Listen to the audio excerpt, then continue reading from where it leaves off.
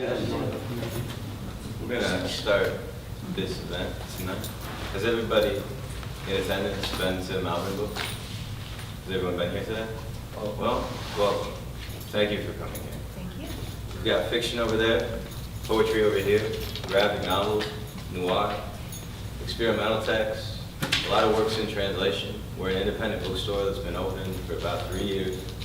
We carry all small presses, small publishers, and we try and bill ourselves as a literary community. It means inviting such esteemed poets as Mr. Milligan and Mr. Hoppe tonight, and building a dialogue in the community. So please, if you ever find yourself in the area and you don't have the dough to buy a book, just feel free to come in and just immerse yourself in what we have and hit us with it when you got it.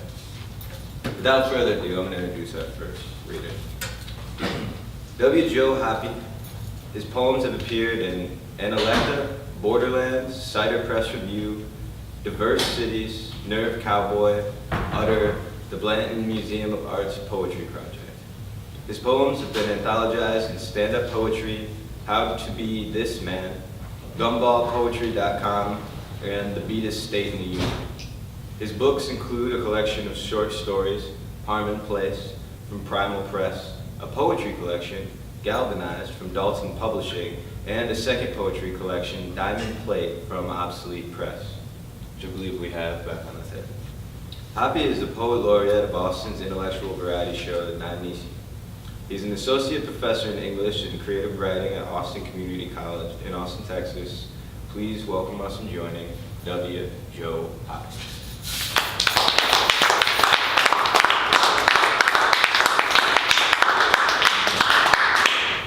All right, thank you, Adam. Bryce Milligan is the editor and publisher of Wings Press. So in your honor, sir, almost everything is going to have wings in it tonight. So I thought that would be fun. And we're a little past, but I'm going to begin with a poem called Metal Flake Gloaming. We're a little beyond the gloaming, but that's okay. I like the color of the sky best when it's about 2 notches past twilight, blue spreading deep as the paint on my old Sportster's gas tank, dark 30 on a Matisse blue peach, the saxophone wings of seraphs hovering round us, heralding the night. This is called Another Trip to the Museum, and it's pretentiously subtitled in French, Blériot et Pterosaur. Blériot, you should look it up, B-L-E-R-I-O-T. Beautiful, beautiful monoplanes, and from the earliest times of aeroplanes, and they're just, they're made of wire and light, and you could get them, you could order them through the mail, and they'd come in a long tube, and you could build one and provide your own engine.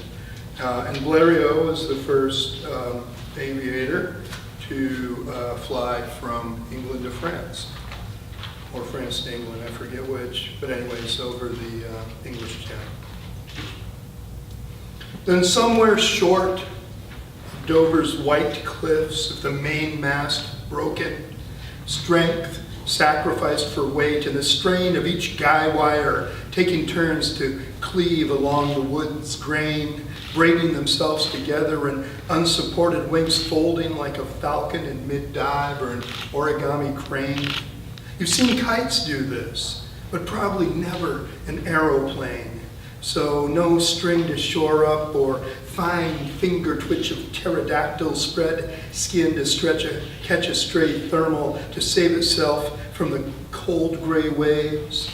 It's Icarus on an overcast, oddly chilly July day as the tracking ships gaze on, helpless while wood wire and silk crumple to the channel's bed, and under the pressure of sea, water, and mud, and millions of years later ends up as something like the pterosaur on the 3rd floor, embedded in sediment, solid mineral, still somehow conveying its lightness the way those long phalanges fingered the air in relentless glissandos, pure muscle memory playing its airs.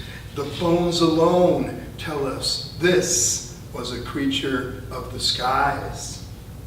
Our mind's eyes smooth it out and back into 3 dimensions obvious beyond archaeology.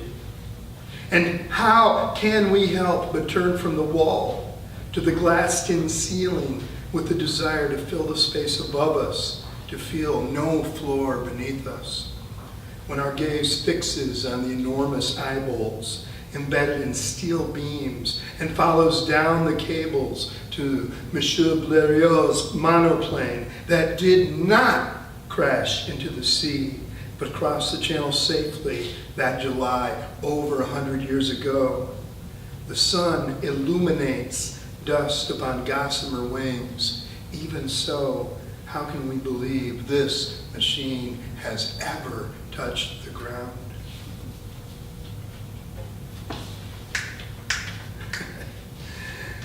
Here's a nice Texas poem called Ladybird Legacy.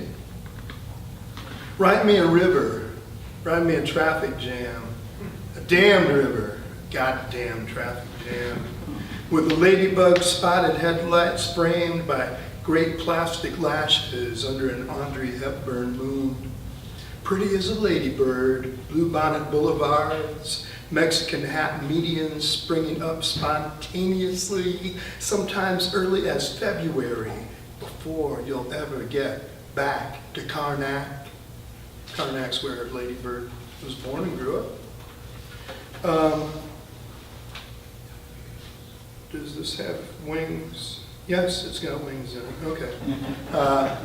This is called Miller-Matic 130's Inferno, and I've been learning to weld lately because I've been making a car, which is about ready, about done. So Miller's a welder. They make milk welders. This is the Plymouth. It is the Plymouth. Yeah, okay. Wow. Miller-Matic 130's Inferno, with thanks to Diana Dahlberg, who sold it to me. It's best when you're on your back, vulnerable, except for your big gloves, welding mask, and a welding blanket wrapped around. So as you lie there in the sparks and occasional red-hot metal drip, your body goes somewhere else as you pull yourself along with the weld across a molten metal hellscape where you have the torch, the wand, the complete power, and you feel like the brightest of angels, heat and light within your hands. Lucifer bringing light, Prometheus bringing fire. 2 more. So, we're keeping that Texas road trip thing. I'm trying to be a good warm-up guy. Set the stage. Thanks. So this is a Texas road trip with birds, and it's called Between Austin and San Angelo. The Texas Department of Transportation meets budgetary constraints by ignoring roadkill. White stripes on mashed black pelts parallel the road commission's painted lines as over the miles skunk scent oscillates between eye-watering and a faintly sexy musk. While stiff-legged deer carcasses are Bambi tragic, fluffy white tails collect road grime, and gaping rib cages beckon the raw red heads of turkey vultures. I've always worried about the buzzards getting enough sustenance to maintain themselves upon the air. Insistent on ornithological accuracy, Larry, the poet laureate, says, there is no bird called a buzzard. There aren't any buzzards in Spain either. So the conquistadors had to steal a word from the locals. Zopilotes soar in Mexican skies. And this is also why in those Clint Eastwood westerns filmed in Spain, there's only crows hanging around the gallows. Okay, and finally 100% true story here. It's called Mockingbird at Enchanted Rock. Mostly asleep as the dawn light pulses green through the walls of our tent. Bird song in the trees, the same 8 bars as a blue jay, as a crow, as a thrush, as a lark, as a pelican, as a coyote, as a car alarm, as a chainsaw, as Dizzy Gillespie's trumpet, then turned on its side as Thelonious Monk's piano, as John Coltrane's soprano sax, and a love supreme, a love supreme, a love supreme, a love supreme. Shifting diatonics and flatting fifths, it's cajolery, really. You couldn't call it mocking, coaxing this morning out into the world. So I'm real happy to, thank you. Always good to be at Malvern. Thanks everybody for coming out. And I'm real happy to introduce Bryce Milligan, who's got a new book out that we are lucky to hear. Move this out your way.